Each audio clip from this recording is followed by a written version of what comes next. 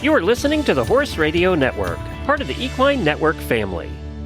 This is episode 97 of Retired Racehorse Radio on the Horse Radio Network, part of Equine Network, brought to you by Kentucky Performance Products and Cashel Company. Retired Racehorse Radio is your guide to the adoption, care, and training of the retired racehorse. Brought to you in cooperation with the Retired Racehorse Project and New Vocations Racehorse Adoption Program. Today, we chat with five-star eventer and horse trainer Tik Maynard about the differences between spooky and anxious horses and how you can help them. We speak with Andy Belfiore from Take the Lead about their unique retirement program and their sister program, TAKE2. And last but not least, we're joined by Leandra Cooper to bring you another training tip and introduce our Adoptable Horse of the Week. Stay tuned.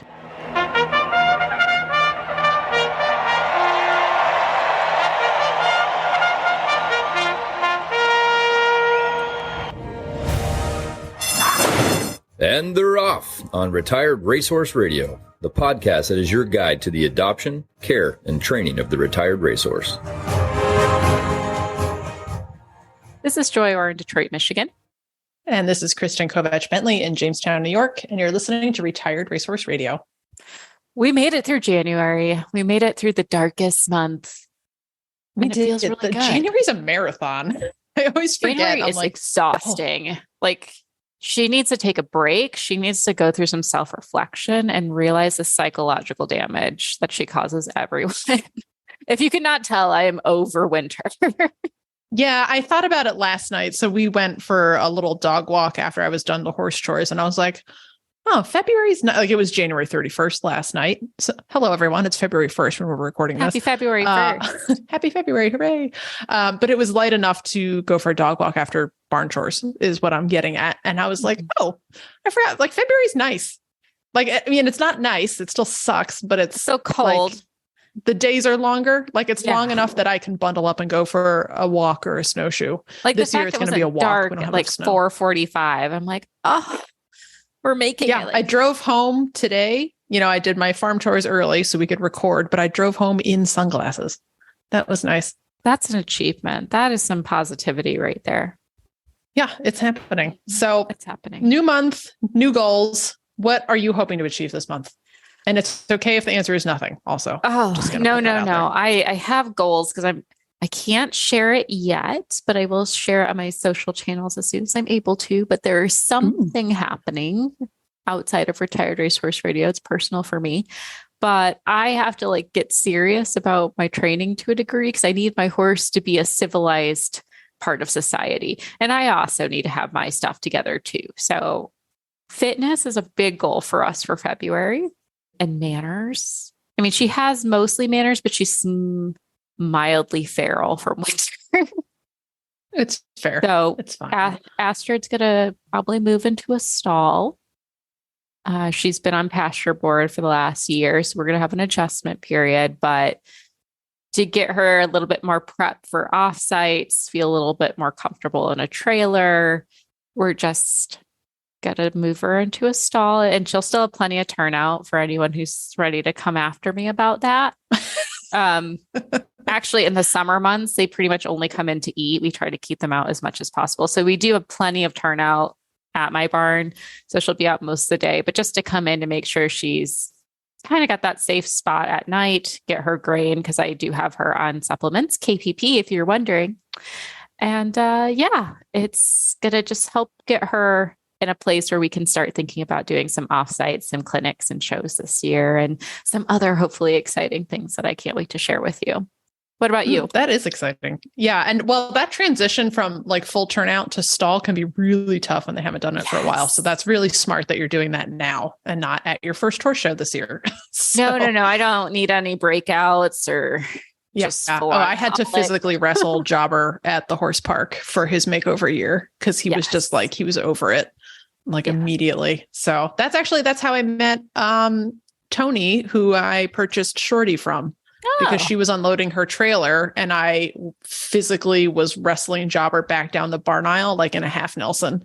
And I was like, hi, do you have a lead rope? And she just looked at me and was like, oh, okay. So it was fun. Sometimes being that girl leads to some amazing opportunities. Yeah. I mean, I was like, look, if this horse hits this cross country field, he's gone. So the stakes were high. So decisions were made. It was fine.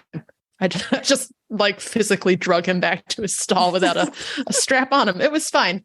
So speaking of Jobber being feral, Wild West on him. Yeah. Yeah, it's fine. Just like to wrestle my horse every day. It's great. Jobber is probably going to stay pretty feral in February unless the weather gets real cool real fast. Mm-hmm. Just because like it was nice yesterday, so they got a little extra turnout. So they live out, but they're in a small dry lot. So when I can, I let them out into a bigger area where they can at least, fart around and stretch their legs and kick each other in the face and whatever else they do with their stuff. Whatever geldings do. Yes. Yeah. It's mostly just Shorty and Jobber rearing like a lot. And I just try not to look very closely. Just check every now and then, make sure everyone has all their legs on. But that froze up again overnight. So I can't even turn them out. So today Jobber and I went for a very fun walk. And that's probably about all we're going to be doing through February, unless it gets really warm.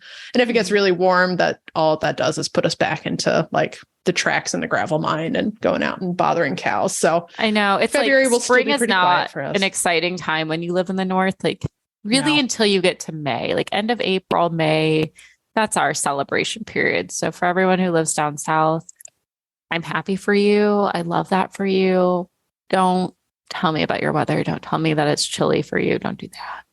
Yeah. Yeah. We have some like cattle maintenance stuff coming up that'll start to give us the sense of some seasons. So we did a round of vaccines last weekend, and we'll do a round of dewormer next weekend. And then in March, I can't wait for your calving season because I want to see the baby. Yeah. cows. Oh, there will be lots of beebs. So everybody can get excited for that. Yeah. You guys let us know if you guys want to see baby cow spam on the Retired Racehorse Radio social. They will not be retired racehorses, but they will be baby cows. So you write in and tell us if that's what you want to see. I will give the people what they want. So yay cows or nay cows, I will let us know. As the audience commands. Well, Chris, I also love on our social, if you haven't seen it yet, and I know this will be a little bit of time, so you might have to do some digging on our social, but you did a great post asking other people what they want to do for their February goals. And it was nice to see some people having it. It also seems like people are getting their horses to be less feral. Like that seems to be the trend of like anti-feral February is kind of what this month is looking like. Yeah, that's definitely what this month should be called. Yeah. So our friend Lee Beamer with Finn, hotgirlsummer.ottb, she said, I'm hoping to slowly reintegrate Finn back into society with a few outings and lessons. Also hoping it stays dry so I can ride more. Same. Mm-hmm. Let's see. Dewey's mate, ex-Racehorse, commented, get back on board after Dewey having a winter holiday since November. Excellent plan. That's a good time to do that. I know this isn't social segment, guys, but I love that we're all celebrating our goals. We are happy for you. Supportive. Yeah. Yeah. So we're celebrating with you. Let's see. Rochelle comments. No more feral fall. We're going anti-feral February. Now it's feral February. Let's see. Rochelle comments, hoping to keep up 3 rides a week and continuing to bond. This is a lovely horse that Rochelle has. Everybody go to Facebook and look at this beautiful dapple gray. Ooh. And Rebecca has added practicing more Liberty work to gain a great connection. That's an excellent winter goal. That's a great goal. So, all right. Well, you guys are inspiring me to try to get creative and get my horses out. So thank you, listeners, for chiming in on that one. And, on top of that, too, with February and all the new work coming in, we're focusing on our fitness. We're focusing on health. And with health becomes our supplements and what we feed our horses. And who's looking out for your horses? Our premier sponsor, KPP. So check out this ad from them. We love them so much. Thanks for supporting the show. This Nutrition Minute is brought to you by Kentucky Performance Products, the company that simplifies your search for research-proven nutritional supplements at kppusa.com. If you've ever had a horse with diarrhea, you know what a frustrating problem it can be. Finding an ingredient that works to dry up the diarrhea becomes a high priority. It turns out that researchers have found one, a yeast called Saccharomyces boulardii. It has been proven to improve and halt episodes of diarrhea. It supplies specific nutrients to the lining of the small and large intestines, and these nutrients promote healing of irritated tissues. It also supports improved starch and sugar digestion in the small intestine, reducing the opportunity for imbalances to occur in the hindgut. Nalox Advanced, made by Kentucky Performance Products, contains Saccharomyces boulardii, along with a blend of fermentation solubles and stomach buffers. Nalox Advanced is recommended for horses of any age that are suffering from diarrhea. It also supports a healthy digestive tract in horses at risk for gastric or colonic ulcers, such as performance horses or any horse that is constantly on the go and exposed to stressful situations. For best results, Nalox Advanced should be fed on a daily basis. This Nutritional Minute has been brought to you by Kentucky Performance Products. You can find all of their terrific products at kppusa.com.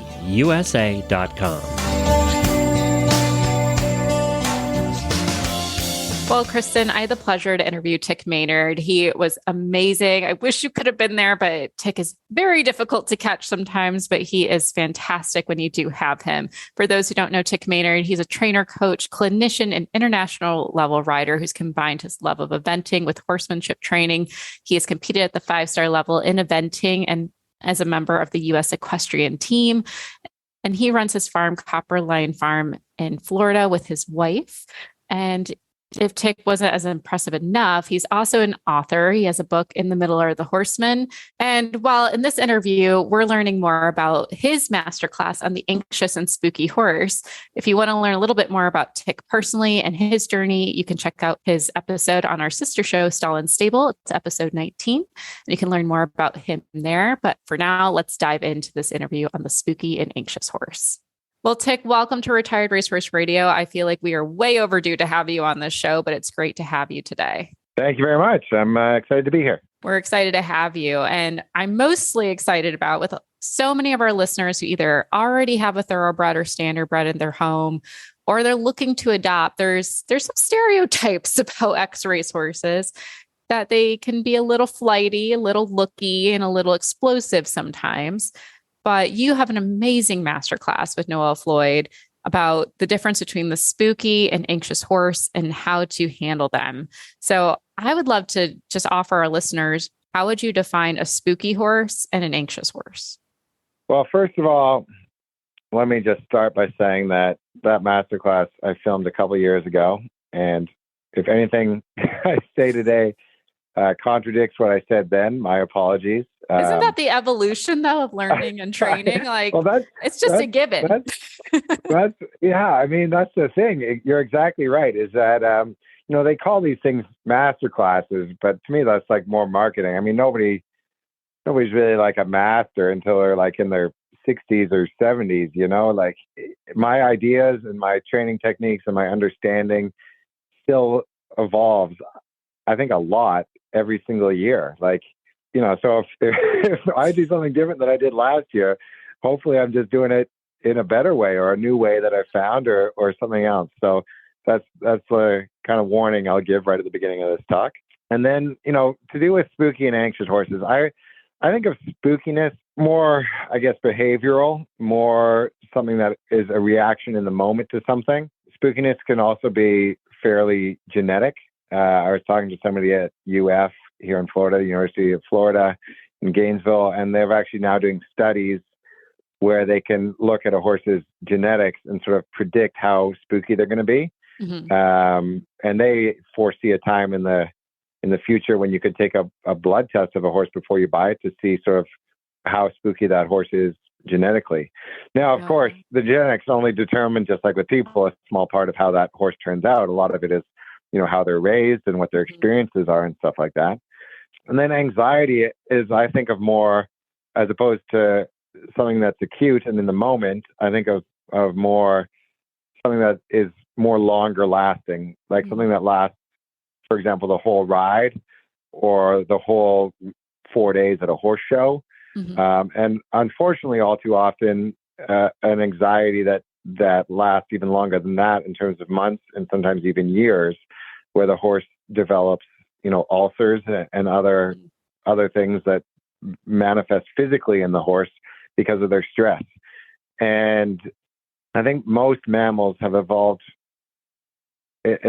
able to deal much better with acute stress than chronic stress. That the ability of, like, for example, a prey animal to outrun, a predator, and then, like a cheetah is chasing down a an antelope, and the antelope runs away and it experiences this burst of stress, but then it outruns it and it goes back to the herd, and its stress level comes back and is able to fit back into the herd. And those animals don't hold on to it the same way that an animal like that's not used to being in a cage, for example, and then is put in a cage out of nowhere, and they're separated from their friends, and they start pacing back and forth, and they develop, anxiety and ulcers that is kind of consumes their, maybe on a lower level than being chased by a tiger, but it consumes their entire day almost, and that turns into like what I would call anxiety, like a deep-seated anxiety.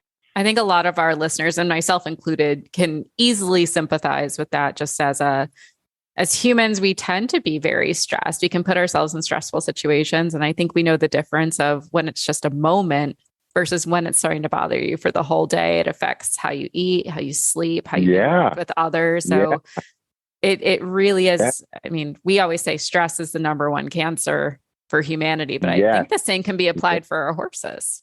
Yeah, like imagine if you're out there and you have the stress of one weekend a month of competing in your sport, like whether it's a riding competition or a football game or a basketball game where you've got an exam and you've got to study for 2 days and you take the exam and you've got that stress and it lasted maybe for a day or two, but then it's done. Imagine the stress versus like every single month for the last 2 years, you struggle to pay your rent on time and you've got 2 kids. Or something like that. Like that is a stress that just takes over your life. Yeah, absolutely. It's something I think I've been forced to think about more. So, and you can tell me if I'm wrong here. I personally think I have an anxious thoroughbred.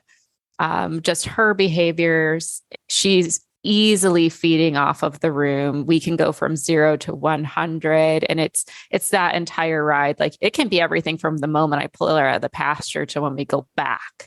It's always this intensity of waiting to go into fight or flight at any moment. So I've had to really learn to channel my energy, work on breathing.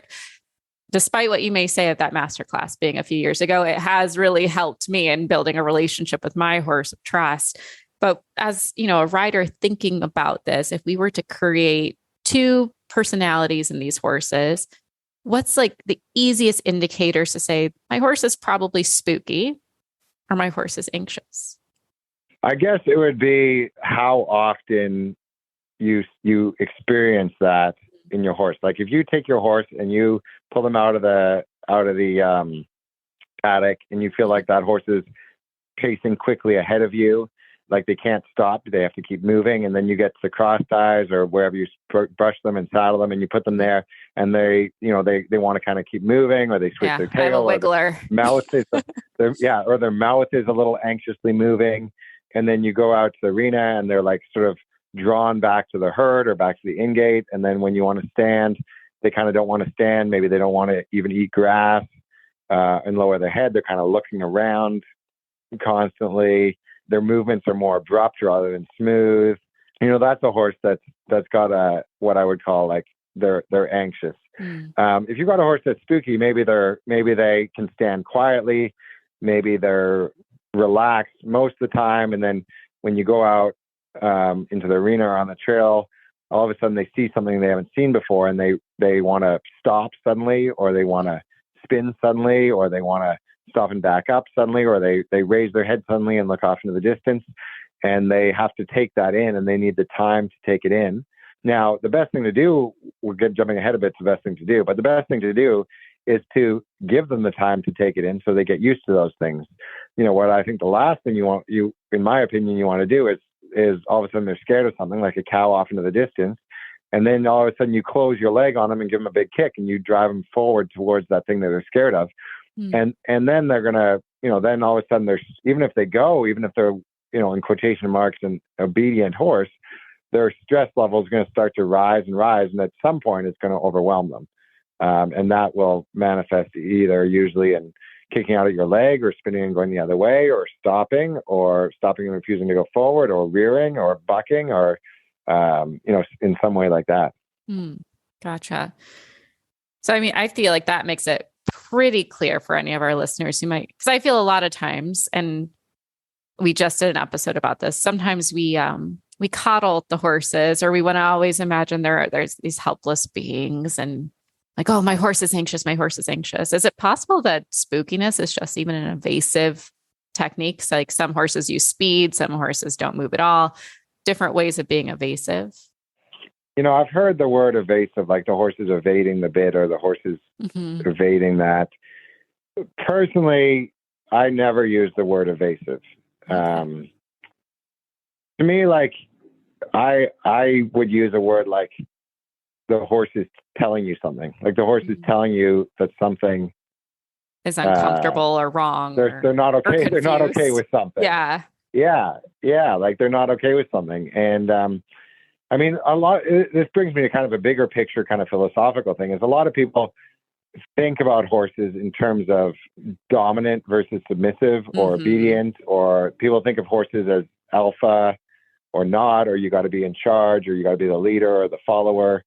And I understand all of those. And I even enjoy listening to people that talk about those, that are knowledgeable about it. But personally, that's not the way that I think about it. Like in my mind, I never really think of a horse as dominant or not, or pushy or not, or a jerk or not, or whatever. Like in my mind, it's really all just like, it's more like a relationship, and it's more like this is a behavior I want, or this is a behavior I don't want. And in my mind, and I'm not saying like I'm some like saint that can do this with like all situations with like people or dogs or anything, but it's just the way that my mind works with horses. Is I'm never thinking anything a horse does. I'm not using any of those emotionally charged adjectives that would make a lot of people feel like taking it personally. Do you know what I mean? And whenever you say something like the horse is being a jerk or the horse is evading, to me, those are all words that if I'm teaching a clinic, I originally unconsciously, but now consciously avoid, because I think a person is more likely to take it personally when you say something like that. I love that you said that. So I very much agree with you. Even with my own students, I encourage them, if their horse is doing interest, and typically they're young kids riding, the horse goes to the middle of the arena or picks the gates they want to go to, etc. We never use they're taking advantage or they're, bullying you. It's always been, this is a partnership. I remind them they have the emotional IQ of a 4-year-old, and a lot of them have siblings. And so we break it down in that regards. But the biggest thing is you have not communicated your needs or shown how to be a leader for them. So they take it to their own hands. It's not a bad thing. It's not personal. They're just doing their own thing. So I love that you said that, because some people think I'm very woo-woo for thinking that, Tik. No, I don't. I mean, to me, it's not woo at all. To me, things that are woo are things that are like, like witchcraft or things that that there's no scientific reason for. I mean, to me, this is like a very real, obvious thing that I see every day. It's not like you're talking about aliens here. It's like, this is like something that just, if you just look for it on even like any kind of level, you're just going to see it happening all the time. And when you see people talking about horses that are, like people use the word jerk or things like that worse, like right away, as soon as the vast majority of people use a word like that, right away, there's like a difference in their adrenaline or their body language. Whereas like if you've got a puppy that's like misbehaving, or a little human baby that is like 1 year old and is like crawling over to touch something they're not supposed to be, like, you don't say that baby's being a jerk.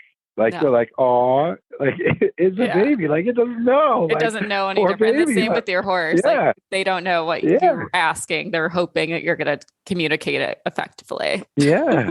Oh, totally. So great. Well, then I'll jump into my next question here, going back to spooky and anxious horses. We're well aware there's no quick fix for any of these things. I think in horse training alone, there's no quick fix for really anything. But what are some things people can start to do differently to help their spooky horse? And then we'll move on to the anxious horse, because I feel like they're a little different. Yeah. So with the spooky horse, I mean, there's lots of little tricks. I'd say the first piece of advice I'd give you is to start to be aware of your horse's adrenaline level and stress level, and get really good at reading your horse. Like if you're on the ground, to be able to watch your horse's eye, watch their neck, watch how quick they're walking, watch their tail. If you're riding, watch how high or low their head is, watch if their rhythm changes, watch if you start to feel their heart rate. And then start to notice patterns with where that horse is. Is that horse doing that by the in-gate? Is it doing it by a certain jump? Is it doing it when it goes away from the group? Is it doing it when it goes towards the water jump or the Liverpool? And with the things that the horse is spooky about, what you want to do is you want to encourage them or allow them in a way to start to be curious and confident about it. So if they're already curious, that's great. You give them the time to sniff it and smell it rather than just hurry them through it or over it. And if they're not confident, I would really encourage people to change their mindset with getting a horse. You know, like let's say your horse doesn't want to go over a jump or over a tarp or a Liverpool or through the water at a cross-country facility or into a corner of the arena. Most people, their mindset is, I want to get my horse over that or through that or to that.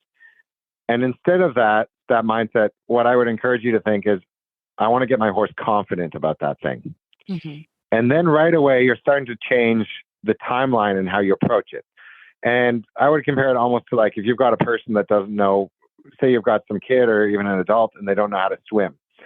You're not going to take them and push them in the deep end. And then when they go to scramble out, step on their fingers. You know, what you're going to do is you're going to take them there and you're going to let them, the first day, just be around the pool. And the second day, you know, go in up to their ankles or their knees and walk around.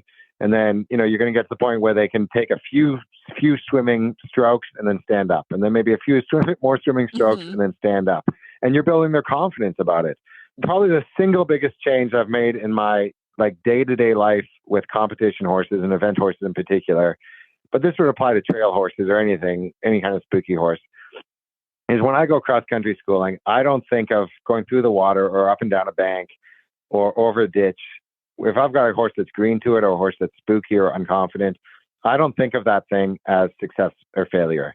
And if you watch most people go cross-country schooling, that's how it exists in their mind. Like either I get over the ditch or I don't, or I get through the water or I don't. It's always an extreme, one or the other. Or I don't. Mm-hmm. Right? And it's just like this dichotomy, like it's totally success or failure.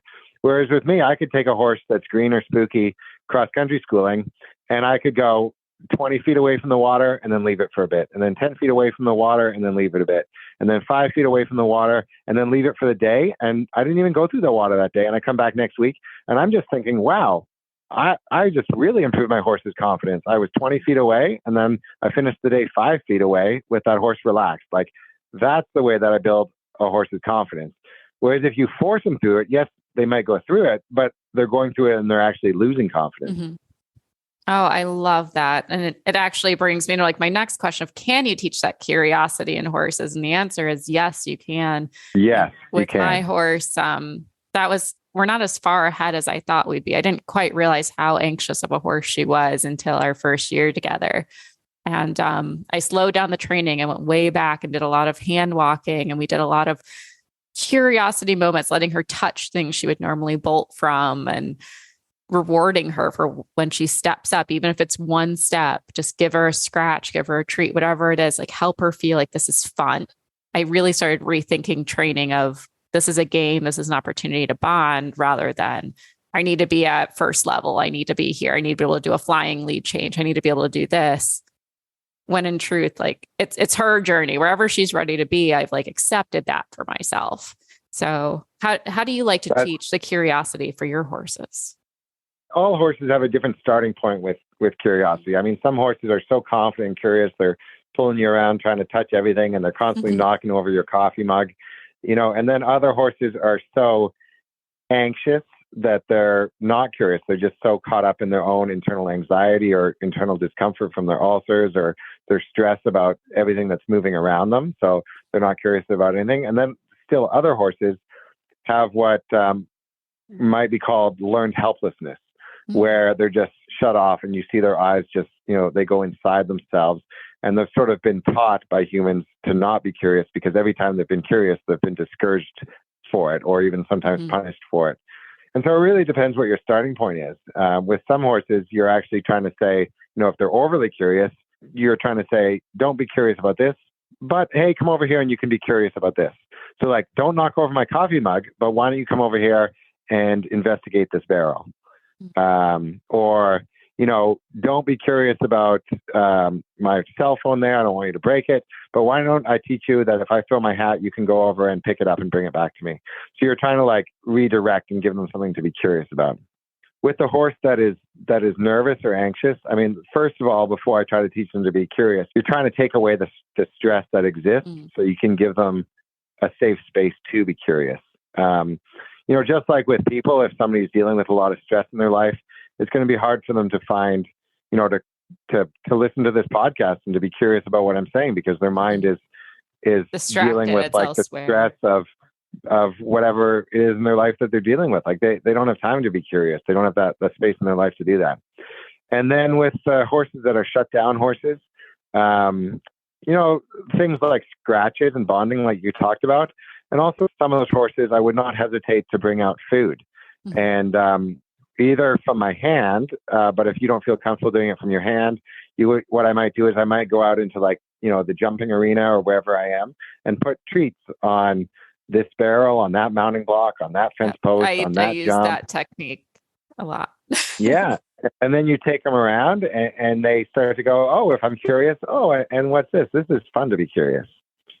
I love that. That's so fun. I will share just a funny story very quick of the over curious horse. I have a school horse that I've been training, very curious about everything. And sadly, she was very curious about a little woodland creature and got skunked. So sometimes the over curiosity doesn't always pay off, but there's a fun balance. Yeah. And I will say sometimes an interesting thing about horses is that sometimes their curiosity will go beyond their own confidence. And what I mean by that, and this relates a little bit to spooky horses, you could be riding a horse. Let's say you're riding along and something comes up 300 feet in front of you. Maybe it's a cow, maybe it's a car, maybe it's a group of people, maybe it's a jump. And the horse goes, I'm curious about that. And they start looking at it and they start walking faster and faster towards that thing. What can happen with horses is they can cross the point where their curiosity emotion has gone beyond where they're confident. And all of a sudden, even though it's their choice and they're accelerating towards this thing, they will all of a sudden realize or pass that threshold, whatever you want to call it. And they will then spin and go the other way and maybe even lose their rider if they're quick enough. And so in those moments, I'll stop my horse. I'll ride on that horse and I'll recognize, that the tension is coming up. And I know my horse is well enough that I go, I know you're curious about this, but your curiosity is taking you towards this thing faster than your own confidence. And I'm going to stop you and give you 60 seconds or a minute or two here and wait for your confidence to kind of catch up before we go forward another 10 feet. Interesting. I'm going to have to add that one to my checklist of things as I'm riding. I didn't think about that the curiosity could oversee the confidence. Yeah. You start to watch that and it's interesting. And you'll start to notice it. A horse will be going down a narrow trail and they'll start to speed up towards something that they see or smell or hear. And then they'll start to walk faster on their own. And then all of a sudden they'll be like wanting to spin and go the other way. Oh my gosh. Horses, I say it time and time again, but horses are so funny. Like when you really watch them, they are so funny in how they react to the world around them. And we've talked very high level on like the more inspiring things and ways to overcome the spooky horse, but something I really took away from your masterclass was knowing when it's time to step back and like it may be too much horse for you. So I think we should probably address that a bit as well of when is it time, like when to ask for help and when to check your own ego and say, maybe this is too big of a problem for me and I need to get this horse to a place that it's safe for them. Yeah. I mean, I think the biggest thing, which you would think goes without saying, is when it gets dangerous.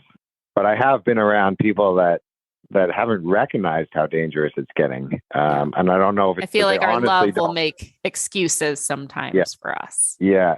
And that can be subconsciously or consciously, like that they're kind of making excuses subconsciously. And I think some people are not aware enough of how dangerous horses can be. Mm-hmm. I think people that maybe came to horses as adults and they haven't seen a serious accident and they were, used to working with dogs or something and they don't realize that. Like I've known people over the years that have been killed by horses. And honestly, when I get kind of difficult horses and I see how quick horses can be and how emotional horses can be, and, you know, at their heart, horses are not domesticated to the same level that like dogs or cats or probably even most pigs or cattle are.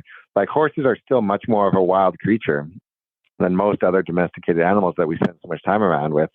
And when people tell me, like, oh, they tell me about an accident with a horse and a person, and they go, I'm so surprised by this. And honestly, like, I'm probably more surprised that there aren't more accidents. Like, that's how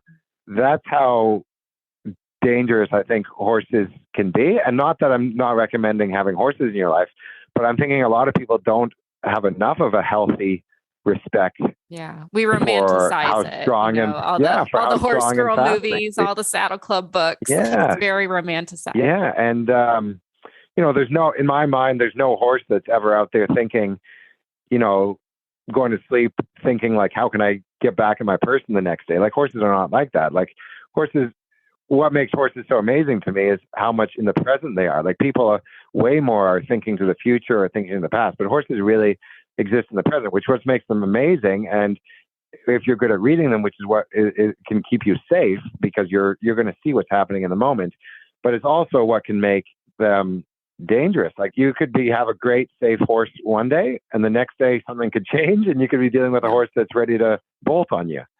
Yeah. And you got to be ready to react to that in the moment. I think that's great advice and a good reminder for all of us. I mean, even when I go to the barn, I make sure to check my own energy. Like, if I'm bringing in stress, anxiety from work, from the day, I don't go to the barn. You know, if I don't have to, or if I just need to do like bare minimum, that's what we do. But I don't think about riding or interacting with my horse on a deep emotional level, because I'm not there. Knowing her anxiety, knowing her triggers, because we go 0 to 100. And there's been times where I've been afraid of my own horse. I'll admit it. And it's a good reality check when it happens. Yeah.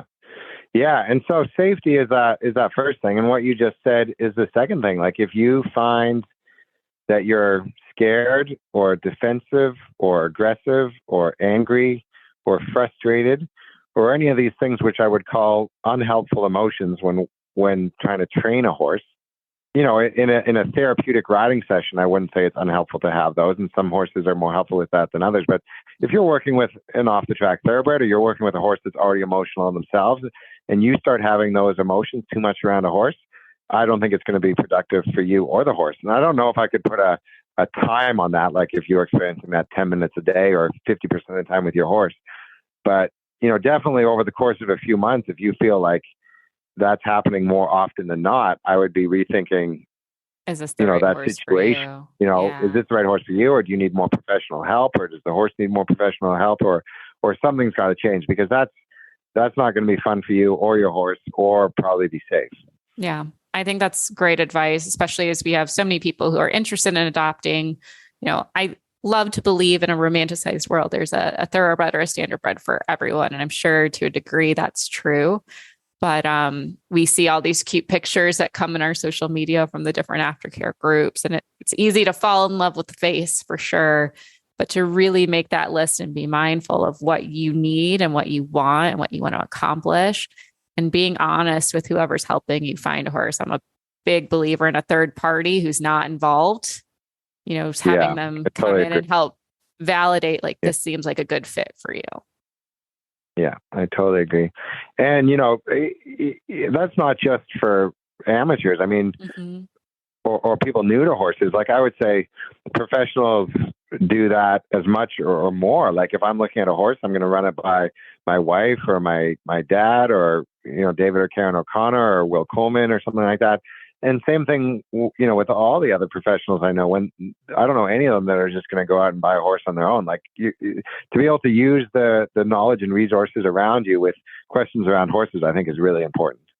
I love that. That's great advice. And for those who have horses too, if you're struggling in it, don't be afraid to reach out to someone and ask questions. And you're not a failure or anything if it wasn't the right fit. I mean, it happens to each and every one of us at some point in our lives, that there's the one person out there who's every horse they've ever had was the golden child. Like, I applaud you, but that has not been my reality.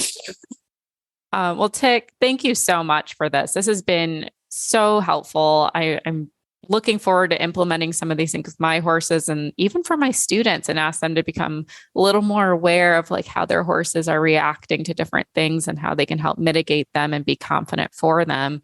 Where can people learn more about you and your trainings?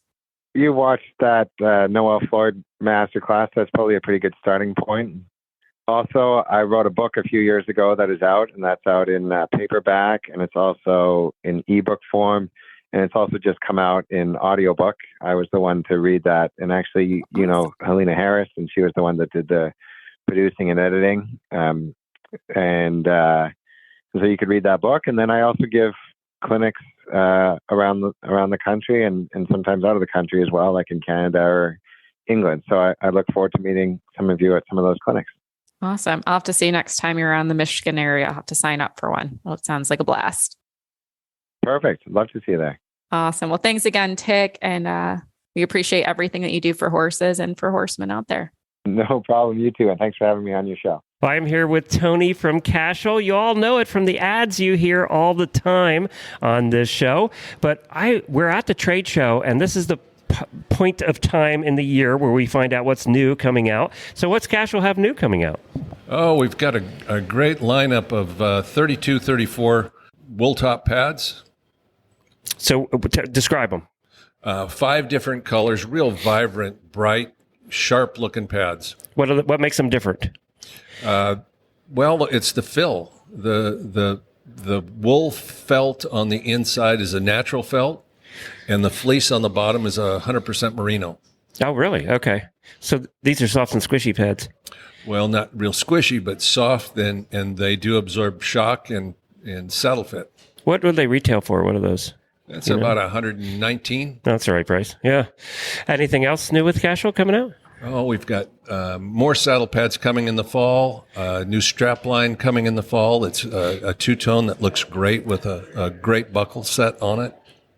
We're always in development, so there's so many projects in the works. What's still your most popular product? Is it still always the same things year after year? Fly. You bet. Yeah, fly that's what we all. That's how I knew you in the first place was fly masks. Yep. Yeah, many years ago, we were primarily fly masks and kind of had some tush cushions and a few odds and ends. Today, we've broadened that offering to saddlebags, strap, head stalls, breast collars, bell boots, leg protection, and it continues to grow. Is there a place where somebody can go and see all the products? CashelCompany.com will give you a good offering. There you go. Well, thank you, Tony. It's been fun seeing you again.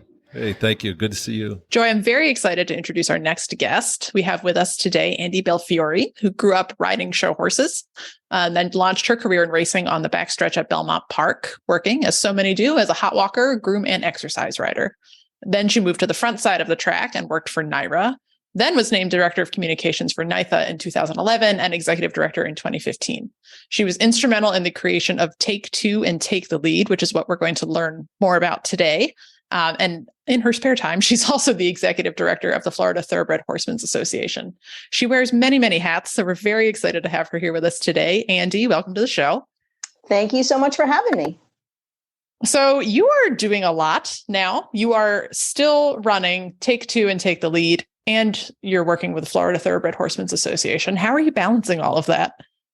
You know, I mean, the TAKE2 and Take the Lead is a labor of love. So you just find the time to, you know, on your off hours and days off to do the work that needs to be done to keep that organized and, you know, compartmentalize the Florida Thoroughbred Horseman stuff from 9 to 5 schedule. Well, that's pretty much summing up equestrian life. So yeah, I think we're all familiar with that idea. Yeah, that's awesome. And you know, that's how it goes. So tell us a little bit more about Take the Lead and TAKE2, because I know they, you know, came of age at about the same time, but they're certainly two very different programs. So actually TAKE2 was the first program that we started. And Rick Violet at the time was the president of the New York Thoroughbred Horsemen's Association. He'd grown up riding show horses. And he was very much aware that thoroughbred racing needed to have a better focus on aftercare and figuring out, okay, you know, when their racing careers are over, what are we going to do with these horses? And it was at about the same time that the Thoroughbred Aftercare Alliance was coming to fruition. And he said, it's great that we're figuring out where to take them from the racetrack, but we also need to figure out how we're going to create more second careers for them. And as he was a hunter and jumper guy, that was the focus of the program. So we started that in 2012, and it started with 8 horse shows in 3 different states. And now it's expanded so that there are TAKE2 hunter and jumper classes at more than 400 horse shows across the country. It's big. It's a really, it's really blossomed. And then Take the Lead came along the year later. Once we got TAKE2 up and running and we were trying to expand that, we said, okay, we were looking at what other racetracks were doing. And we particularly looked at Turning for Home at Parks. And they had a program where they worked directly with the owners and trainers at Parks Racetrack to find homes for their horses. So we said, okay, we need to do something similar in New York. And, started doing interviews with veterinarians, aftercare organizations, anybody that was going to be involved in this initiative to see what the best business model would be for New York. And it's slightly different. I think it was the first, what they call a triage program. So we don't ever take possession of the horses. We just serve as a liaison between the owners and trainers and the accredited aftercare programs to find, the right path for each horse to have the best chance at a smooth transition to retirement. And that makes so much sense, because I would imagine that it's a little overwhelming, especially if you're maybe a first-time owner, on the track, and you're like, uh-oh, now I have a horse and I don't know what to do with it. That it makes so much sense to have a program like that helps navigate that transition for people, to get their horse set up for success. Yeah, I think it's something that, was obviously much needed. And now it's honestly spawned some, similar programs in Maryland, in Florida. It's kind of become the model for the new program. And the owners and trainers are so appreciative of having this easy access to finding a safe and happy retirement for their horses. What did aftercare look like in New York, before that program existed? Was it just sort of like a free for all in terms of people like trying to figure out what to do best for horses? Programs like New Vocations and stuff, have been around, but I would imagine it's one of those, like, if you know, and if you don't, it can be really difficult to know what to do. So what was happening before Take the Lead? Yeah, you're exactly right. It was, there was no structure. There was no safety net for the horses. And it was pretty much, every trainer, it was every man or woman for themselves. So it was like, maybe I know Aunt Betsy's got a farm and she's got, a couple acres. So I'll throw the horse out there. Or maybe I know somebody in the hunter jumper world or the polo world or something. But you would have to, make all the phone calls and, go as far afield as possible to find homes, especially if the horse had any kind of significant injury. And this, it's now a one-stop shop. You make a phone call, you say, hey, I've got a horse that needs retirement. And then we go to work. It's myself, Rick Schosberg is, sadly, Rick Violet passed away in 2018. He was with us long enough to see just how well the programs were doing. And then Rick Schosberg took over as president in 2018. And it's pretty much him and myself. And Kristen Mason is NYPA's aftercare coordinator. And Dion Johnson is our, bookkeeping guru. And the 4 of us go to work every time we get a call and make, all the arrangements to find the right placement for every horse. That's cool. That makes so much sense, though, just to basically outsource that, to its own office. So, yeah, that's awesome. Absolutely. So, Andy, I saw in an article that Take the Lead has just had their 1,000th horse safely retire through the program. So massive congratulations on that. That's a huge accomplishment. And it says that she is going through the New Vocations New York location, and we are partnered with New Vocations on the show. We'd love to know a little bit more about how that partnership has come through. Actually, our Adoptable Horse is a NYPA horse as well. How does that partnership work, and who else do you partner with? So, actually, Anna Ford at New Vocations was one of the first people that I called when I thought, okay, we're going to create Take the Lead and have this program. And, we talked a lot about what the program should look like and how it should work. and she was instrumental in guiding us into, some of the protocols that we should have in place. And so since day one, we launched this program in, I believe it was March of 2013. And the first horse we had was a horse called Down Broadway that was a Rick Schosberg trained horse, and it went to New Vocations.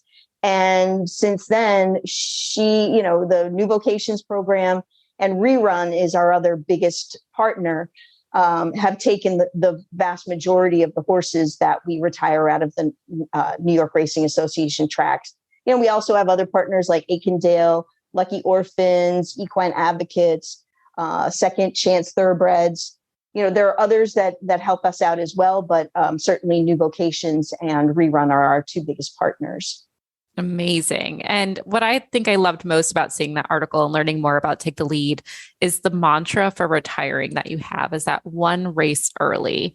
Can you tell us a little bit more about that and why that philosophy could change the racing industry for horse welfare?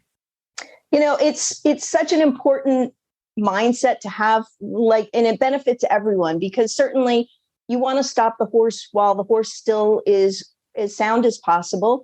And then we'll have, every opportunity to have a successful second career. But also, if you keep going with the horse as an owner or a trainer, that horse isn't going to be able to perform to its best. And so you're going to be spending money on training fees and vet bills and blacksmith and everything else. And the horse isn't able to compete at the right level, and it's not going to earn money for you. So you're not benefiting by keeping the horse in training. And if the horse gets more injured, he's not benefiting. So, and then going on to the aftercare programs, it's so much easier for them to find an adopter for a horse that can have any second career out there. So really just having that mindset to say, let's not try to squeeze the lemon dry, as they say. Let's be really thoughtful and think about, okay, this horse, he's ready to be retired and this is the right time. And it's a mindset that we really, really preach constantly to everyone.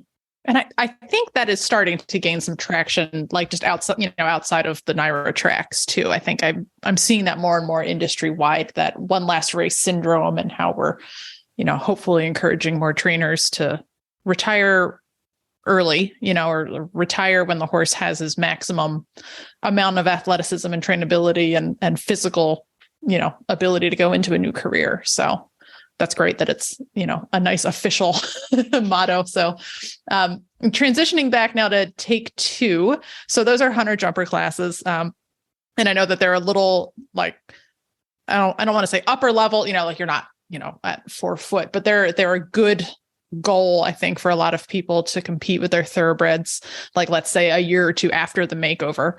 The thoroughbred makeover, of course, is a first year retraining competition. And I know a lot of our competitors at the makeover want to go on into TAKE2 when they're done with the makeover, which I think is a really good goal. And what I've heard people say about the TAKE2 classes is that they're super friendly. They're just a nice place to show. Everyone is relaxed and supporting each other. They're having a great time. I've never been able to get to a TAKE2 show, but why do you think that is? Why does it seem like everyone is just having a great time at these thoroughbred shows? Because that's the way that people talk about the makeover as well, that it's just a fun place to show and hang out. I just think people that love thoroughbreds love to talk to each other. And they love to hear the stories of each other's horses and the journey from the racetrack to the show ring. And, I will say, there are a lot of stresses in different jobs, but in particular with TAKE2, when my phone rings and it's a TAKE2 phone call, I almost invariably end the phone call with a big smile on my face, because these guys that compete in the TAKE2 classes are just so enthusiastic. They just love their horses. They love competing in these classes. And they're just, every time I speak to them, there's nothing but happiness and good feelings between everybody. And I think that's, that carries over into the competitions. Yeah, they're competing against each other and we all want to win the blue ribbon. But at the end of the day, it's about having a good time and enjoying your thoroughbred. And we have the finals every year in September at the Kentucky National Horse Show in Lexington. And this year we did a little cocktail party the day before the finals. And we just invited everybody to come and hang out, have a drink on us and chat. And it was just so much fun. Everybody just had a great time getting to know each other. And it's just it's a great community. It really is. I love that. That's like what horse showing is supposed to be. I love this. I have all the feels. Yes. Now I want a hunter. I don't even write English. And I'm like, oh yeah, I want to do that.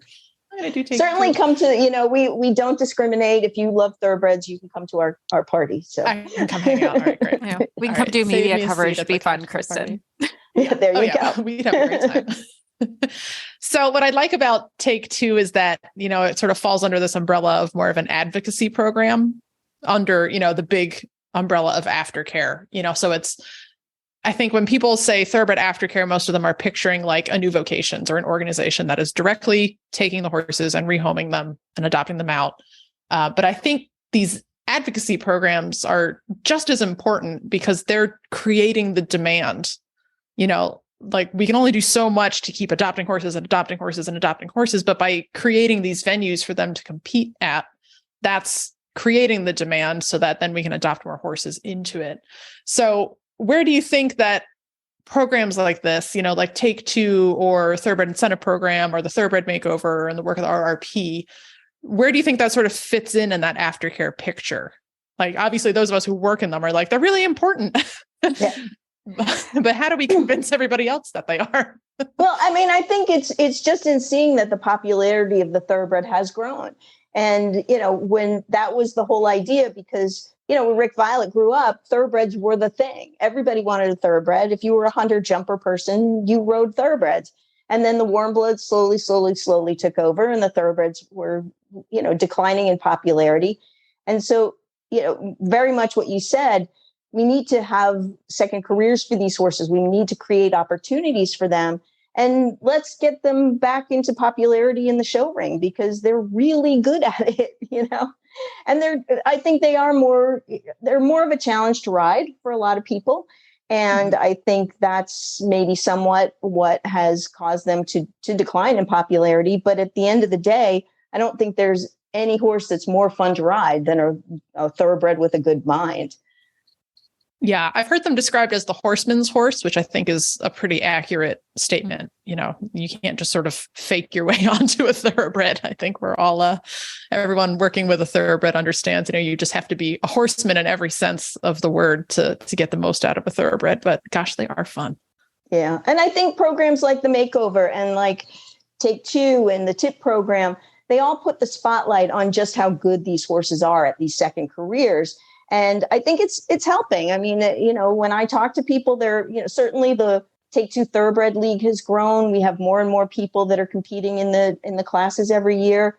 And, it seems that the Makeover is more and more successful every year. I think it really is working to let people think about their next horse should very much consider a thoroughbred. And they all mesh together too, which is really nice too. Like you can take and do the Makeover their first year and then move right into the Take2 after that, because your horse has had. You don't have to seasoning. Pick one or the other. It's really continuous. Yeah, definitely. I absolutely love that. So looking at Take2 Thoroughbred League, how can people get involved if they have interest, and what's the easiest way for them to kind of join your program? So you can just go to our website, which is take2tbreds.com. And it's $50 a year to be a member of the league.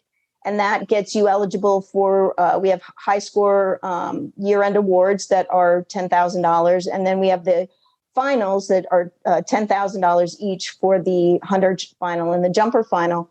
So it's pretty simple. You just go on, you register your horse, and off you go, But actually, to compete in the Take2 classes, you don't have to be a member of the league. So if you decide I'm just going to jump in a few classes here and there, and I'm not really going to compete for points or try to go for the league, you can still compete in the Take2 classes. But if you want to be eligible for the finals and for the year-end awards, then you have to join the league. $50 is that's bargain awesome. for a year-end. That's a steal. Yeah, it's like sounds a lot easier than like some other equestrian memberships we won't mention on this program because we don't get into politics here. That's definitely reasonable. And I think it's lovely that it opens it up for more equity in the industry. We all know this is quite an elitist sport for some. It can be hard to fit in, get in the shows, but this is a nice way to kind of get involved in a way that makes sense for everyone. And we definitely try to make it as, accessible and open and user friendly as possible. For instance, if there's only one horse in the class, you still get points. We don't say, it's got to be a minimum of 3 or this or that, and we actually opened it up this year to where any of the USEF rated shows that offer the rated thoroughbred divisions, we count the points. It used to be that they had to partner with us and have a contract and this and that. And we were like, you know what? How can we make this more accessible to people and make sure that people are getting all the points that they deserve? Let's open it up. So that's what we did. Amazing. I feel a lot of people could learn from, the thoroughbred incentives that are going out there in the world. I said it. You can email me your complaints later if you'd like. And it's not even all about the points. Like, it's just fun, guys. It's just fun. It's fun to have that community. And I think I can speak for everyone. There's obviously pressure on the English side. And Kristen, you can speak on the Western side, where Western's very quarter horse dominant. English is very warm blood dominant. So to kind of have this community where we're all going through the retraining process together, and you have your horses' backstories, you can come together and celebrate their second careers. That's something very unique and special that we get to have owning these X-Race horses. So I love that you've created another space where we can celebrate that. No, it's so rewarding too. It's just so much fun. I mean, the finals, like, if anybody has a chance just to come and watch the horses compete and see how much fun that the competitors have, it's really special. It kind of makes me sad because Rick Violet passed away before we had our first finals, and we actually named the perpetual trophy as the Rick Violet Memorial Trophy. But I know somewhere he's looking down and he's quite happy with the way it turned out. Oh, I bet he's proud. Yeah. That's awesome. Well, Andy, thank you so much for joining us and telling us more about these programs. 2 very different programs, but definitely filling 2 very big needs in the thoroughbred world. So thanks for all of your hard work. Well, thank you. It's the most rewarding thing I do. I will say that. Well, Joy, we had a lot of fun on social media this week. I was inspired while doing the same endless round of barn chores to wonder what everyone else does with their horses, because of course, most race horses come with their jockey club name or their USTA name, and then we give them a barn nickname. Sometimes we also give them a show name. But then what inevitably happens is then that barn name kind of morphs into like 100 other weird nicknames. Oh, 100%. Always. Like, horses have like 8 to 10 names minimum. Yeah, it's actually amazing that they answer to anything at all. Like, yes, based on what I think they just respond to noises. Like, you say something at them and then crinkly bag sounds, like that's a very exciting noise for them. Yeah. We'll just show up, whatever they want. Yeah. So what is Astrid's race name? I don't know if I know this. It's embarrassing and I hate it. It is. And no one come at me because I know this is a G-rated show. Fast and Firm. Okay. See, I don't think that's like a thing. I think tracks are rated fast for a dirt track and firm for a turf track if they're at Thank you for giving me the Disney edition, because my corrupted brain went somewhere else. All right. Well, we know what you're thinking about. Okay, great. So Fast and Firm, barn name Astrid. What do you also call her? Because surely that's gone. How many names does she have? Okay. So probably the number one she gets called is Blueberry, and it is not for Charlotte Chardin's Blueberry, even though I ride dressage. When I had to start blanketing her, she does not grow a winter coat. She had like this like blueberry colored blanket. All of them are that way. It's just because that's what was on sale. It was not on purpose. It's not my colors or anything. But she just looked like this giant blueberry in the middle of the field. Okay. So I'm like, Blueberry. And I call her Princess Bloobs. She's called Princess, Pumpkin Spice, Pumpkin. Gosh, there's so many. Sometimes just like Puddin' Pop. That one comes out sometimes. It's a variety. Nothing is long, like, because Astrid's not a name you can really make into something super cutesy. Like our biggest cutesy name is Astrid Girl. That's what we'll call her. And it makes it longer. Yeah. It just makes it longer. But normally I just call her like Blueberry or Princess Bloobs. I feel like Astrid, though, is like jobber. Like, it's fun to yell when you're kind of mad at them. Like, You can't Astrid, yell at her. jobber. Well, I guess I do, but it's like definitely that like mother in Target and their kids messing around type of thing where it's like quiet yelling. I'm like, Esther, stop that right now. Oh, I scream jobber.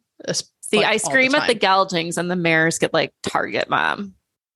Okay, that makes sense. Yes. But speaking of jobber, let's go into your names. Jobber. So his race name is Jobber Bill. On the track, apparently they called him Billy, which I was like, blech, like, sorry, it's Jobber. So the girl that took him off the track called him Jobber because she thought I guess it was a better name. And I agree. I think it's odd. It's a little funny. And I don't know. He's just a jobber. It's better than Billy because I immediately think he's going to be taken by a clown. Well, we also had a farmhand named Bill at the time. And I was like, we can't have two of them running around like that. And like Bill's going to get concerned if you're yelling Billy. Yeah, well, Bill probably wouldn't have noticed if I was yelling Billy, to be honest. But either way, it's fine. So yeah, I call him Jobber, and that, of course, has become Jobs because that shortens it. I have a friend who calls him Jobs. She makes it a long O. I also call it Jommer, which then shortens to Joms, and then sometimes he's Steve Jobs. That's funny. I like Job though because it makes me think of Arrested Development. Oh, maybe that's where maybe that's where it came from. Yes. And for anyone else, I made an It reference. If you're like, why did she say a clown? Like, it's an It reference. And Wes came with the name Wes. That's short for Western Flash, which is his USTA registered name. And when he's either very cute or naughty, it becomes Wesley. Oh. So, and it's like a fine line between cute and naughty. So he gets called Wesley a lot. That's like a fun one to kind of yell, like Wesley. Yeah, I only have like fun yelling names. So Regal Justice is Eric's horse, and he came with the name Shorty because Tony says it was the shortest horse she had, but Shorty is hands down the tallest horse we have. So it really confuses people. That's funny. And that's just Shorty, Shorts, Short Man. And Eric calls him his generic animal name, which is Bud. He also calls all of his dogs Bud from time to time. So I think that's just Tova his like and good Astrid both get called Bro. Yeah. Like it's just like his like, oh, good job, Bud, and gives him a pat. So that's just sort of his default. So we had a ton of responses to this. I know. Social. I think this is like our most popular post we've ever done. Yes. So if you do not hear yours highlighted, it is not because we didn't like it. It's just because there's so many. And we love you all for it. We do. We love all of you. Where's a good one? Let's see. Dewey's Mate, ex-racehorse. Jockey club named Dewey's Mate, barn name Dewey, name evolution was Dewberry, and my husband calls him His Majesty, which that's great. I love that. I have to shout this one out because she's riding at my barn. I didn't know she followed us. That makes it so great. So MG Eventing, or Maria, hi Maria. She has her horse Done It Easy with Style. Her barn name is Prada, and the evolution is Prada Pants, Pradakins, Princess Prada, and I know this one, Prada Marie. That is her in trouble name. Oh, yeah, that's like Prada Elizabeth. You're like, yeah. Yes. I can immediately. I love that. Let's see. We have Star G Barrel Horses. She has Cowboy Swagger, who is Fallon Taylor's winning makeover horse. I was like, that name I know the really backstory familiar. on this horse. Yes. Yeah. So Star G Barrel Horses exercised Cowboy Swagger on the track and is friends with Fallon and recommended that Fallon take him to the makeover. And now he's back with Jessica, which Amazing. is very That's cool so fun full to see circle full circle. story. Yes. Yeah. So jockey club name, of course, Cowboy Swagger. She calls him Swags or Fred. Those are two very different names. And the name evolution there is Swaggles, Swaggy, or Swaggerton, which I like Swaggerton. I do. Swaggerton's fun. I like J.K. Duguay. I'm sorry if I said that wrong. But these are everyone's Instagram handles. I know. We're doing the best we can here. So his jockey club name for his horse is Rio Hondo, which I think is a fun name.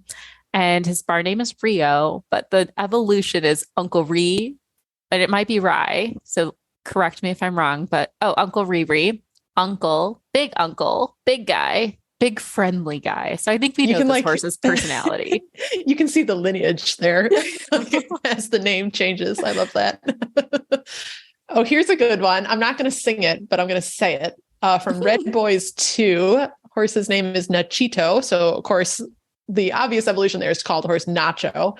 And the nickname, I can totally picture this happening in the barn every day. Nacho Man. I want to be a Nacho Man. Like you'd go and you just sing it every 100%. day to your horse. Absolutely. And I know exactly how they're like with your brushes in hand, your treats. You're just like, Nacho Man. Yeah. And the horse is like, okay, yep. That's okay. Yes. I love that. I like J Mob 334, whose horse's name is Steel Sky, which like that's kind of a pretty cool name. Kind of sounds like a secret agent, and I like it. The barn name is Sky, but the nicknames are like Chef's Kiss. We have Stink Pot, Stinker, Mama's Boy, My Love, Mushhead, and Cranky Pants. You have a chestnut. I'm so sure of it. You have a chestnut gelding. This horse has multiple personalities. Yes, he does. Here's a good one. AH Engineer. Horse's name is Echoing Thunder. Calls him Jigsaw. And the nicknames are Jiggy or Giraffe. So I feel like giraffe on high-headed days, maybe. Mm-hmm. All right. And I'm going to pick one more. We'll do a shout out to our friend of the podcast, Lee Beamer with Hot Girl Summer. So we all know Hot Girl Summer, who's called Finn, but she also calls her Beaky or Beaker, which I don't know how she got there, but I'm just gonna roll with that one. So I know. Oh, I have to do one more though, Chris. Okay, one more. I have to because it's just fun. We have Kaylin Horse, and her horse's name is Ranger. Oh, it's a dog, actually. Ranger is the dog. That's a dog. So special shout out to the dog. But still, we'll count it because I love these names. They're fun. You have Ranger Danger, Ranger Roni, Roni Baloney, Flops, and Flippy Flops. Dogs definitely dogs are prone to getting a million nicknames for sure. I know. If we did that one, that would be the entire episode. Yeah, that might break our social media. Yes, it probably would. We'd probably get an email from Instagram asking to cease and desist. Yeah, please stop. You've broken the story. But much fun. If you guys would like to participate in future social challenges, such as this one, it's not much of a challenge, really. It's easy and fun. Yeah.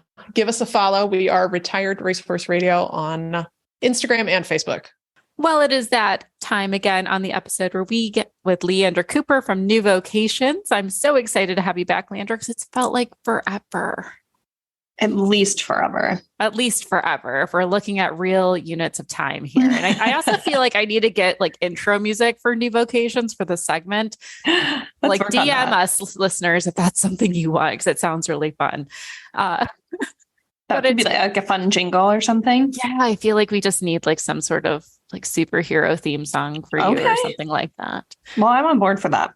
Excellent. All right, I'll be brainstorming, and listeners, send us your ideas. I love it.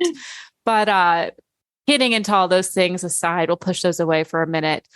What's new at New Vocations? We're in a new year. We know you're selling out on these horses because I can't keep up. I see one come online and then it's gone, but then there's another cute one. There's just a lot happening at New Vocations right now. Can you give us a scoop on what people should be excited for? Absolutely. And, the funny thing is I feel like I can't keep up either, and I'm in the midst of it. So you're not alone in that. But recently December was, as you noticed, wild for adoptions. We had over 60 adoptions, which in the month, I should point out. So over 60, I think it was 66 in December alone, between the different facilities, which was a record for us. That hasn't happened yet. We've had 50s, but 60 plus was a new thing. I think this is your second year breaking a record on the show for that, by the way. Yes, absolutely. I would not be surprised. So it keeps us very busy. And then January is really a rebuilding month. Just like you would have to start from scratch if you had sold out of a whole store, basically, right? It's almost like restocking, we'll call it, where we have new horses in, but we've just spent so much time and energy adopting out and being travel agents for all these horses leaving that we're in the ramping up phase to get even more horses online. And the one who I will be talking about today is one of those wonderful horses. But we're also just planning out what this year is going to look like and really excited for that. We're going to have a lot of fun events that we're already working on, which seems surreal because I feel like we just tipped the corner to this new year and now we're planning events for the rest of the year. So if you all haven't seen the big media release yet by the time you're hearing this, then please know that we will be bringing back the Open Barn and Barbecue, a favorite, on Friday, April 28th this year. So if you would like to buy tickets, they're already on sale. Awesome. You can go ahead and do Such a that. fun event. I loved going. It's been a few years since I've been able to go, but it's always a treat going out there. And are you going to have some clinicians again for the event? We're working on the specifics of that, but I can tell you that I already really want to see what they're going to come up with. And so I think that you will not be disappointed. And even things like the silent auction that, we've really wanted to work on that and get things that'll draw people in. I feel like personally, sometimes the silent auctions, I'll be like, well, maybe I want to bid on that. But already what I know that we're going to have, I'm like, well, I want that. Can I bid on that? I'm so excited now. So I'm going to have to go look for tickets. Absolutely. Please do. Amazing. Well, I'm super excited for that event. But before we dig into all the exciting things we have, I have a training question for you, Leandra. And maybe it's one that's not so exciting for everyone, but could be a struggle for several. What are your tips and tricks to help a horse who's not the most willing to be bridled feel more comfortable with being bridled? Oh, that is a good one. We have definitely experienced that with horses who have extreme aversions to their ears being touched or just struggle with some head shyness that they've developed. And everywhere in between. I mean, some who just want to like walk away as soon as you have the halter off. So I would say, first and foremost, make sure that you are in a safe and secure spot to be working on this in case you do unsuccessfully bridle a horse and then you don't want to end up with lose your horse. I've definitely been like holding on to the reins that are over their head. Always a good practice. You learn that as a kid, most of us. And then always a good practice to remind yourself you're never immune to that. I've been like trying to skate down the aisleway with a horse who's just walking away. I've done like the full body block, like a bouncer. Yeah. Yeah. No, it happens. So with really extreme cases, like horses who have medical conditions or have like things going on their ears, we had one who it looked like he had barnacles coming out of his ears and really was not about to be bridled easily. Sometimes you have to work around that if it's a really deeply ingrained process, because the reality is that's not going to be undone quickly. So when you're dealing with a really deep aversion like that, like I said, especially if there's like medical basis, and they might have a real deeply ingrained pain association, that hardwiring goes deep. That becomes an actual neurological path in their brain. That is not to be underrated. You cannot muscle them through that. That will only hurt the long-term progress of working them through that. So I would say one of the best things you can do is try to teach them that it doesn't have to be painful. So you were saying, okay, in these extreme conditions, how do you do that? If you can get a bridle, like I got a headstall that has the little snaps on it, and either have it not go over an ear if you're dealing with a Western headset, or just one that doesn't go over the ears, just try to simplify it as much as possible, because sometimes it's like the whole process becomes involved in this neurologic response. So the psychology for them of like working through this scary thing, like it's an actual, for them, we can understand that it's not actually threatening, but perceived fear is just as strong and they will react the same way. So you don't want to put yourself in a dangerous situation. And we certainly don't want to amplify that by having it be a scary situation where they're forced into it. So sometimes the best thing you can do is kind of get something that works around it. And people think that's a shortcut, but really what we're trying to do is teach them that it doesn't have to be painful. So if you can do things like, gently toss the reins over so they're not touching their ears and do that successfully, like sometimes that's a big step for some of them. So do that. And then I like to shower them in praise, give them lots of the positive affirmations. So we're trying to slowly rebuild this neurologic pathway. That's just like this bridle means fear and pain and anxiety, and I don't want anything to do with it. Normal response. Like we can all understand why they would react that way when you break it down like that. So then, in the long term, what we want to do is be able to slowly work towards working on, like, say it's the ears. That's a tough one. So we want to be able to handle the ears without there being an extreme reaction. And again, like, they might go to rear, or run off, or headbutt you. There are lots of things.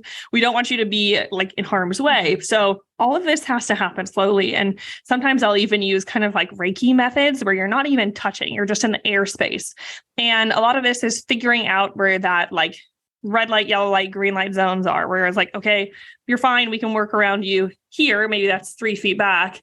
That if I have my hand within like a foot of your, say it's the ear again, that's like extreme caution. And then 6 inches is like, hell no, we're not doing anything closer than that. So you want to be able to gradually break down those walls and reduce those zones so that you can eventually have bigger green zones and that they can be okay with that. But I think a lot of what happens is underestimating what that time period looks like. So especially pain and fear responses, it's like when somebody says one negative thing, even if they're 10 positive things that you're like focused on the negative thing, our brains, just like theirs, are wired to look for those patterns that are potential threats to us. And horses are very reactive, even more so than we are. They're, born to have more of a action base and have these really strong responses because that's what helped them survive and become the creatures that they are, which we love and appreciate. But in order to work with them and not against them in this, we have to understand that hardwiring is there for a reason. And so there might have been some mixed messages about, the process that we're trying to do that we know doesn't have to be painful, and what they may have built a response to. So in order to rewire that, it just takes so much time. So persistence, compassion, anything you can do to kind of like understand what's going on. And then if you have a horse who's kind of maybe not an extreme version of that, you're still dealing with the same sort of concepts, but there are a lot of things that you can do as far as just like getting them more used to handling their head or just being in their space more. One of the tips that I like to say that like any rider can use is that a lot of times we tend to kind of pull their ears through the bridle, which might be, if they had their ears twitched and they're really averse to that and they're cautious of that, then that could be kind of upsetting for them. And then they start associating that with that process, which has nothing to do with it. But I like to push their ears back. It's kind of hard to enact at the moment. I'm doing lots of things with my hands right now. Yeah, I'm like kind of thinking how you pull your hair back a little bit. And I actually do that with my horse of when I put her bridle on, I kind of like smush her ears back a little bit. Yeah. So you can do the smush back, or you can like sometimes if they don't mind their pull and like coming up from the neck. And again, like you kind of want to mind their blind spots too. So that kind of works if you're like in their correct peripherals, that I will push from like neck up to eyes, right? Like that direction, that you're pushing it up into the bridle instead of like yanking it through, or instead of like doing any sort of grabbing. And that's sort of like a gentle way of like allowing the ear to do sort of a natural motion and just guiding it through. And still any rider can use this trip too. It's like I combine trick and tip and I just said it together. So that's a new word. But to be mindful of where your hands are and where the leather is when you're putting your bridle on too, just in case you're poking an eye or, it's squished in between their cheek. Little things can become uncomfortable for them. So the more cognizant you can be. But I would say a lot of the times when there's a real struggle, if it's not like a thing where they're just like, oh, I didn't even see you there. I mean, sometimes we'll have baby horses who are just like, the second you take off the halter, they're like, oh, now I'm in turnouts. They just walk away, right? Like that's a different thing. That's a different set of mannerisms. But as far as working with one who is upset or fearful of the process, a lot of that is figuring out, where they are comfortable and slowly working towards that. And I like to use a lot of positive reinforcement again, especially in those really sensitive areas, especially because they can be more reactive there. And just the more that you can do to build that trust with you and the horse, the better off you're going to be in trying to break down some of those barriers. So build off the little things, and just patience will go a long way. I love it. All very helpful tips and tricks there. And also it could be your bit. I'm just going to add it in. Make sure you're getting your horse checked dental as well. if they suddenly have an issue with the bridle, but they've been good in the past. Oh, it's absolutely. always worth asking your vet very quickly to take a quick look at their teeth. And if you can, like a lot of times we'll teach new employees to be able to just use 2 fingers, kind of run them up the sides of your horse's mouth, as long as you're comfortable with that. A lot of times you'll only be able to feel the premolars, but if the premolars are sharp and you're taking your fingers out and you're like, ow, that hurt, did I cut my finger? Then chances are the molars are pretty bad too. And we've seen horses who come in with full-on ulcers, like holes in their cheeks, who are very stoic and wouldn't necessarily show you. They can have trapped food that gets rot. There are a lot of different things that they can be like physically uncomfortable about. So that's a really, really good tip. And just like bit size too. Like every horses have different bit sizes, and sometimes people forget that. So like if it's pinching your horse's cheeks, that they're probably not going to enjoy that part of the process too much. Well, Leandra, these tips have been super helpful. I know I'm going to take some of these and practice them with my horse because she's a little sensitive Nelly sometimes about her head as well. But I want to learn a little bit about our adoptable horse of the week. And I want to make sure I'm pronouncing his name correctly. So it's Wild Carp Diem is his jockey club name. But what is his bar name? Is it Jose? Is it Hose? Oh, no, it's Fish. It's Fish? We just call him Fish because he's instead of wild carp, like Carpe Diem, he's just a wild carp. He's a fish. Oh my gosh. I was so off. I think my notes were wrong. Apologies there. Because I was like, how do I hose? That seems weird. That's amazing. That makes a lot more sense. So even simpler pronunciation. But Fish, as we call him, Wild Carp Diem, is a really cute, his face right away will catch you, but he's 16 hands, 2019 gelding. He's a bay.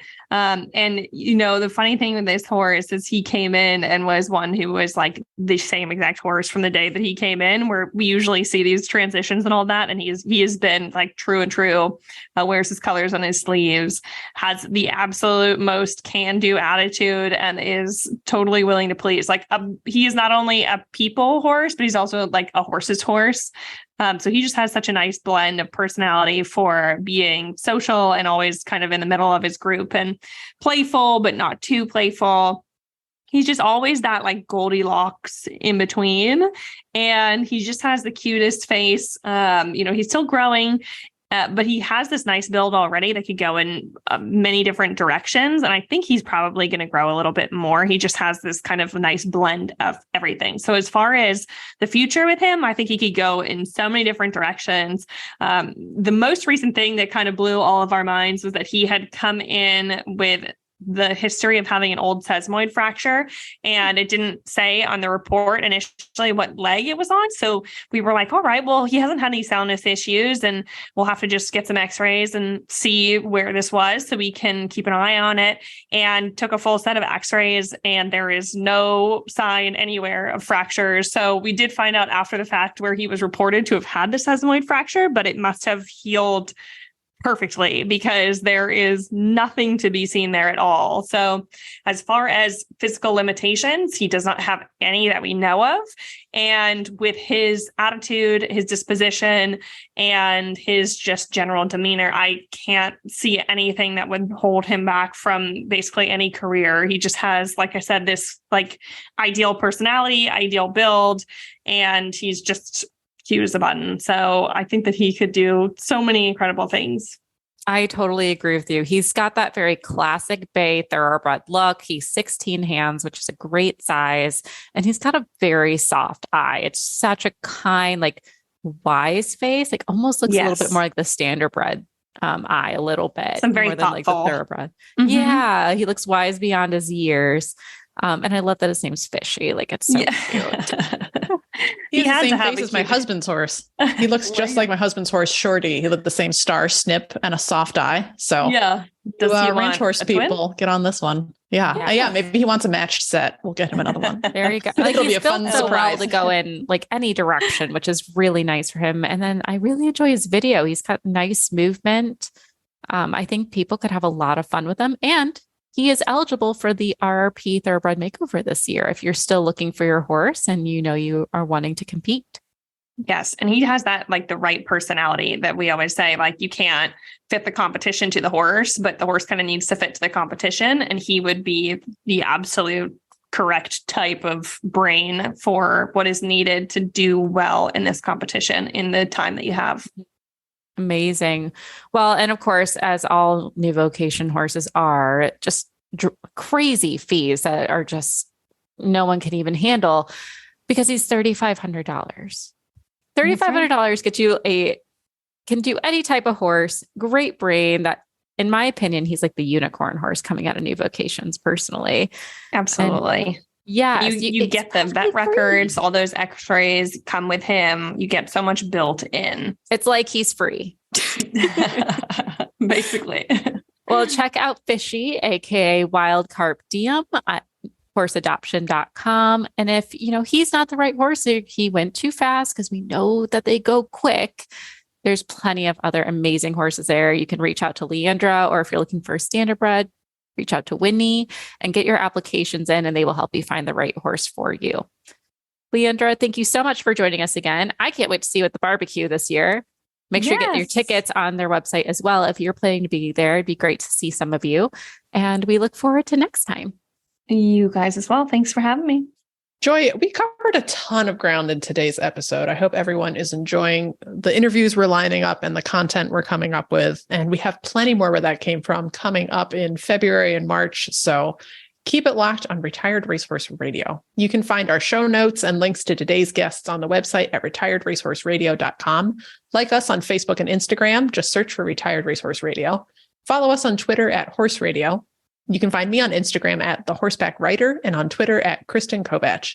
My email is kbentley@therrp.org.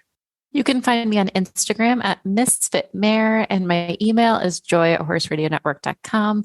Thank you so much to our amazing sponsors, Kentucky Performance Products and Cashel Company, and our partners, New Vocations Adoption Program and the Retired Racehorse Project. And don't forget to check out all the other shows on the Horse Radio Network, part of Equine Network, at horseradionetwork.com. Remember to set your goals high and love to learn from every ride. And add more leg. Bye, guys.